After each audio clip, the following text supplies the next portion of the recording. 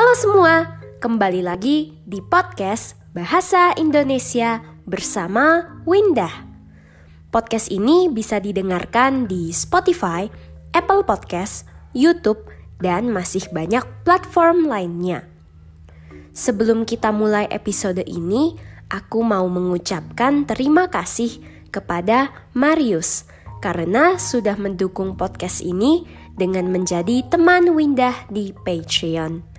Semoga podcast ini bisa terus membantumu belajar bahasa Indonesia ya.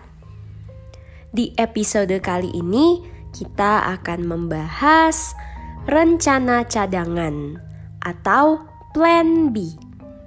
Karena aku malas menyebut yang panjang-panjang dan memang Plan B adalah istilah yang lebih sering dipakai, jadi aku akan menyebutnya Plan B sepanjang episode ini. Plan B adalah rencana cadangan yang dipakai kalau yang utama gagal. Rencana kedua yang dijadikan cadangan kalau yang pertama gagal. Contohnya, aku tahun depan ingin jalan-jalan ke Eropa. Karena itu aku harus menabung. Tapi aku punya plan B. Misalnya uangku belum cukup. Ke Jogja dulu deh jalan-jalannya. Apakah memiliki plan B itu adalah hal yang baik?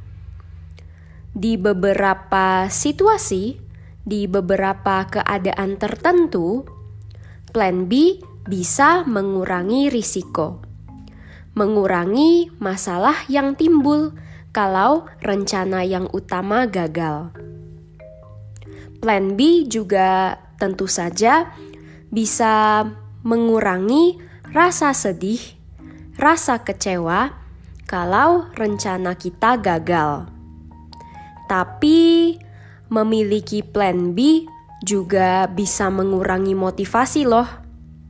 Kita jadi berpikir, toh kalau gagal masih ada plan B kan? Toh kalau tidak jadi ke Eropa, kan masih bisa jalan-jalan ke Jogja. Jalan-jalan termasuk hal yang kecil lah ya, hal yang sepele. Bagaimana dengan hal yang besar? Contohnya, mengenai karir atau pekerjaan. Misalnya, kamu berhasil diterima ke perusahaan idamanmu. Tapi kamu berpikir, kalau suatu saat aku dikeluarkan, kalau pekerjaan ini terlalu berat, aku bisa keluar dan masih bisa usaha sendiri kan? Pemikiran seperti ini mungkin saja bisa mengurangi usahamu untuk bekerja keras. Contoh lain misalnya dalam suatu hubungan. Kalau suatu saat aku putus dengan X, gak apa-apalah, masih ada Y. Tentu saja ini cukup bahaya dan bukan hal yang baik karena bisa mengurangi usaha untuk memperjuangkan suatu hubungan, bahkan bisa mengurangi kesetiaan dan komitmen terhadap pasangan. Dalam hubungan, kesetiaan itu tentu saja hal yang penting ya. Kalau aku selama ini selalu punya plan B, baik itu dalam persoalan, dalam masalah yang besar ataupun yang kecil.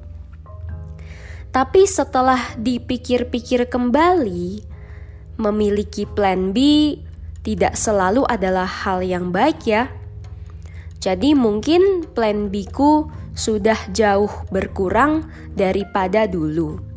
Walaupun aku masih memiliki plan B untuk beberapa hal, contohnya dalam belajar, dalam studiku. Bagaimana dengan para pendengar? Apakah kalian selalu punya plan B? Kirimkan ceritamu ke podcastbahasaindonesia@gmail.com. Kalau ada saran atau pertanyaan, juga boleh kirim email ya. Jangan lupa dukung podcast ini dengan menjadi teman Windah di Patreon dan dapatkan transkrip untuk semua episode. Bisa juga dukung podcast ini dengan memberikan penilaian di Spotify dan Apple Podcast. Jangan lupa juga bagikan podcast ini di media sosial. Sampai jumpa di episode berikutnya. Dah.